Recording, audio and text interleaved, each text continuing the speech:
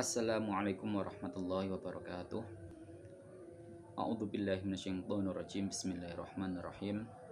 Alhamdulillahilladzi yahdina bitaufiqihi wa hidayatihi wa asyhadu an la ilaha illallah wahdahu la syarika lahu wa asyhadu anna Muhammadan abduhu wa rasuluhu la nabiyya ba'dah. Kepada para mahasiswa yang saya sayangi, dalam kesempatan kali ini saya akan menjelaskan terkait dengan hadis sahih. Dalam video kemarin saya menjelaskan terkait dengan tipologi hadis berdasarkan dari kuantitas atau jumlah dari perawi itu sendiri, dan juga terkait dengan kualitas dari sebuah hadis. Dalam kesempatan kali ini saya akan lebih mendetail terkait dengan kualitas sebuah hadis itu sendiri. Sebuah hadis akan dikatakan sebagai hadis sahih. Jadi hadis sahih ini merupakan derajat tertinggi dalam sebuah hadis yang dinilai dari segi kualitasnya. Di bawah hadis sahih ada yang namanya hadis hasan. Di bawahnya hadis hasan ada yang namanya hadis dhaif. Jadi hadis sahih ini merupakan hadis yang memiliki kualitas tertinggi dalam sebuah hadis. Nah, untuk menjadi hadis sahih, maka sebuah hadis itu harus memiliki 5 kriteria yang dipersyaratkan dalam hadis sahih. Jadi ada 5 syarat yang harus dipenuhi. 5 syarat ini harus ada dalam sanadnya, juga harus ada dalam matannya. Jadi yang dinilai itu tidak hanya dari sanad, tapi juga dari matannya. Matannya sama-sama memenuhi 5 syarat tadi. Syarat yang pertama adalah ketersambungan perawi. Jadi ittisalus sanad. Ittisalus sanad ini harus terpenuhi dalam sebuah hadis sahih. Bagaimana Pak caranya? Caranya kita mengidentifikasi seluruh rangkaian perawi mulai dari mukharrij atau periwayat pertama, orang yang mengeluarkan hadis itu, seperti Imam Al-Bukhari, Imam Muslim, Imam At-Tirmidzi, Imam An-Nasa'i, itu semuanya namanya mukharrij. Kita catat terlebih dahulu mukharrijnya siapa, terus gurunya dari mukharrij siapa. Guru dari mukharrij ini biasanya menyebutkan dari an siapa, atau hadasana siapa, atau apa. Di sana ada adat dalam proses tahammul wal ada. Ada kalanya menggunakan hadasana, kalau menggunakan amba'ana, ada kalanya menggunakan kata sami'na, atau ada kalanya menggunakan ro'a itu. Misalkan. Nah, ini dalam kajian hadis nanti akan memiliki bobot penilaian tersendiri. Kalau menggunakan hadasana, pasti itu menunjukkan bahwa seorang guru itu langsung ketemu dengan muridnya, atau dibalik lah, misalkan seorang murid ketemu langsung dengan gurunya, tidak melalui perantara apapun. Beda kalau menggunakan kata-kata sami'na.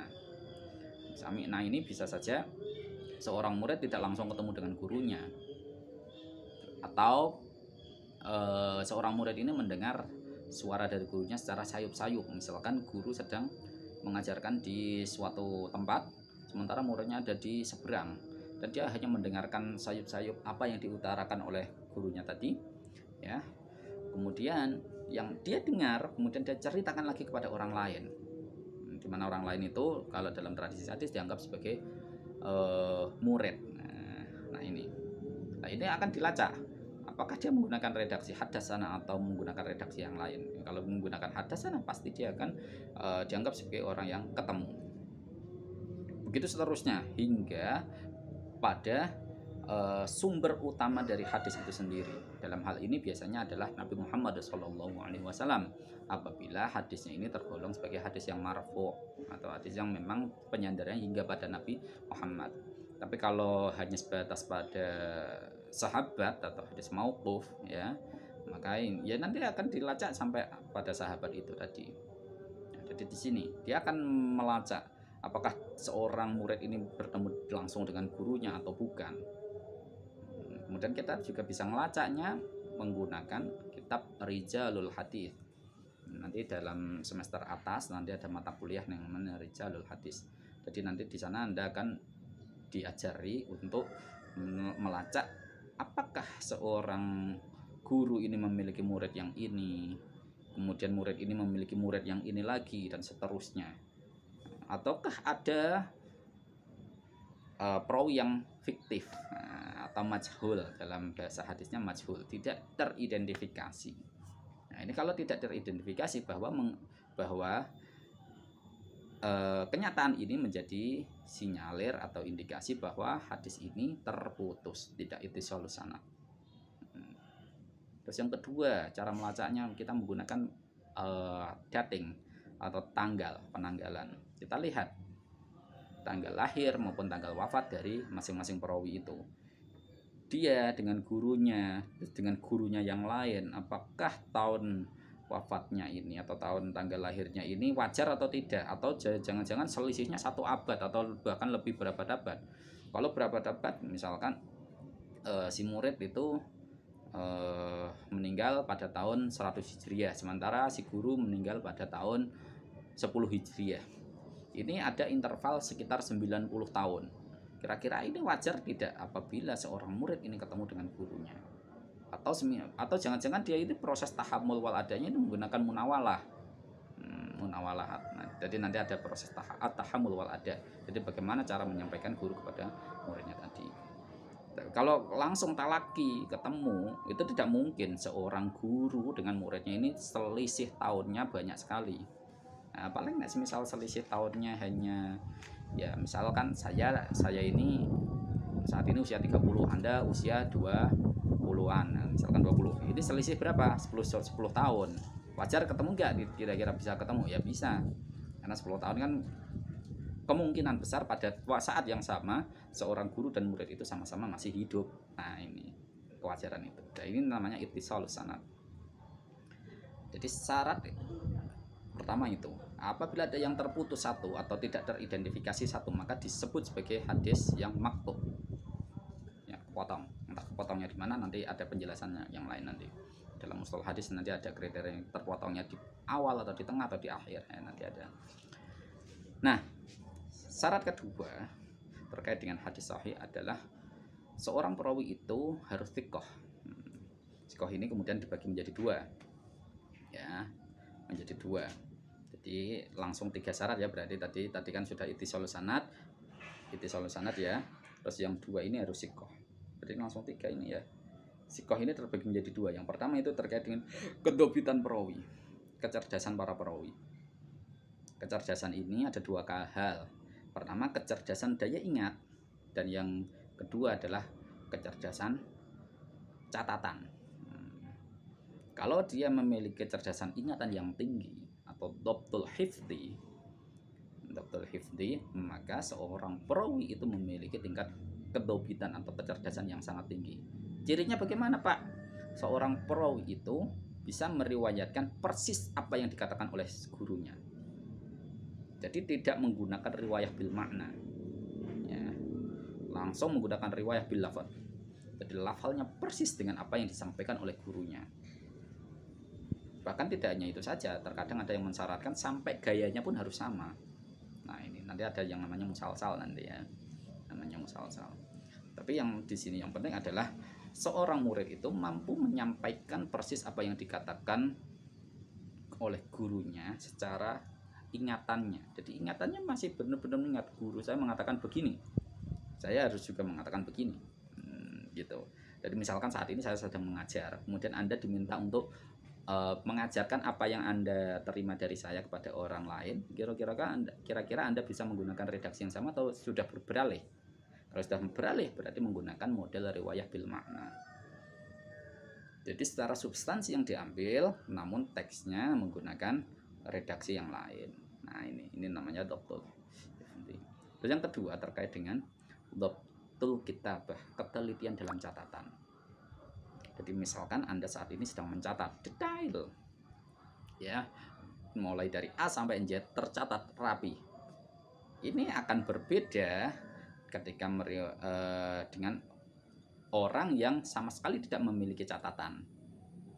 Ya, jadi misalkan nanti kalian meriwayatkan pada murid-murid kalian. Tapi karena Anda punya catatan yang detail terkait dengan apa yang Anda dapatkan dari guru Anda, maka kemungkinan besar Anda bisa menyampaikan persis apa yang dikatakan oleh guru berdasarkan catatan tadi.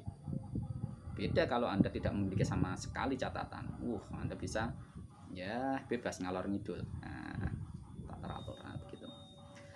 Nah, itu adalah syarat yang kedua. Syarat yang ketiga itu terkait dengan keadilan perawi.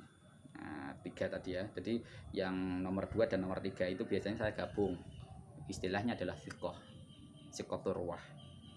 Jadi ketika ada perawi yang disebut sebagai sikoh, maka dia pasti memiliki sifat keadilan dan kelupitan. Nah, keadilan ini keadilan yang bagaimana, Pak? Apakah keadilan sebagai hakim atau apa? Tidak. Keadilan ini adalah dalam muru'ah. Dalam bahasa agama, mereka yang memiliki perangai baik, ya, memiliki muru'ah yang baik, dia selalu bisa dipercaya, omongannya selalu benar, ya, jujur, tidak pernah berbohong, tidak melakukan dosa besar atau dosa kecil yang selalu diteruskan misalkan. Nah, ini urusannya pada muru'ah, ya, terkait dengan muru'ah dari seorang periwayat tadi. Nah, ini adalah keadilan dari perawi yang dinilai. Nah, itu adalah 3 syarat yang terpenuhi. Lah, selanjutnya ini terkait dengan adamul ilal wasudud. Ini juga biasanya saya menggabungkan karena sama-sama ini menyebutkan sebuah kecacatan, sama-sama cacat. Ilat ini lebih kepada hadisnya itu memiliki cacat tidak. Nah, ilat. Namun sebelum lebih jauh ke sana, dalam proses ilal wasudud ini bisa saja di dalam 2 hal. Bisa saja di dalam sanadnya, bisa saja dalam matannya. Kalau syarat yang ketiga tadi yang awal, mulai ittisalus sanad, terus dhabtur ruwah sama adalatur ruwah, ini hanya pada wilayah perawi sanad. Kalau yang 2 yang akhir, adamul ilal wasudud, ini bisa terjadi pada wilayah sanad, juga bisa terjadi dalam wilayah matan. Pengertiannya bagaimana, Pak, adamul ilal wasudud ini? Kalau ilat ini memang sebuah kecacatan, ya, yang terjadi secara internal. Ya, memang ada cacat dalam sanadnya misalkan. Jadi ada perawi yang majhul. Nah, ini namanya cacat. Tidak ada perawi yang fiktif, ya. Kalau nggak tahu majhul ya fiktif. Tidak teridentifikasi siapa orangnya itu. Maka ini namanya sebuah kecacatan dalam perawi. Nah, kalau dalam matannya, ya, jadi cacatnya itu bisa saja matannya itu menggunakan redaksi yang asing atau menggunakan redaksi yang, ya, gampangannya memang dia memiliki cacat dan tidak mungkin itu disandarkan pada Nabi misalkan, atau redaksi-redaksi yang justru bertentangan dengan yang lain. Nah, itu.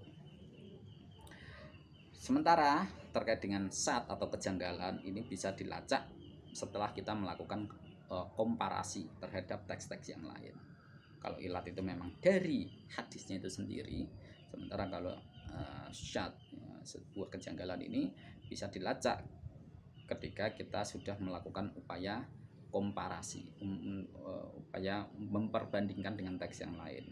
Misalkan dalam sanad ada nama sama-sama Yahya misalkan, yang satu ini mengindikasikan pada nama Yahya bin Ma'in, yang satu mengindikasikan pada nama Yahya bin Sulaiman misalkan.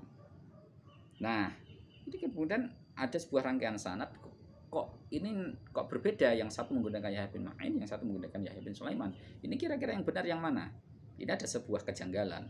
Kemudian Anda mencoba mengkomparasikan dengan hadis yang lain yang sama, ya, tentu sama temanya maksudnya.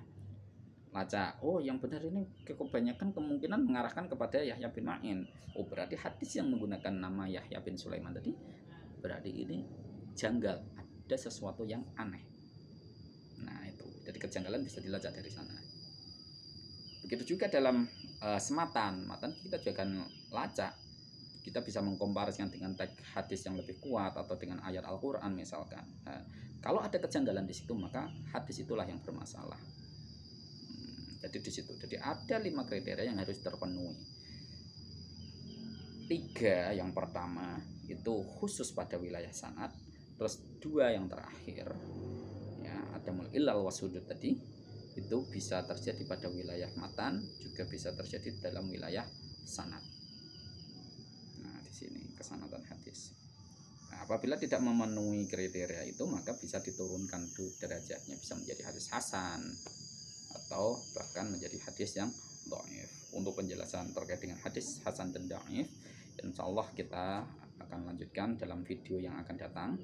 Nanti juga kita akan menyinggung terkait dengan sahih li ghairihi dan juga hasan li ghairihi. Yang jelas dalam kesempatan ini kita akan berbicara terkait dengan kualitas dari sebuah hadis. Nah, seperti biasanya saya akan mewajibkan kalian untuk membuat resumen terkait dengan materi ini. Nanti silahkan diupload di Google Classroom ya. Sekian dari saya, akhirul kalam. Wassalamualaikum warahmatullahi wabarakatuh.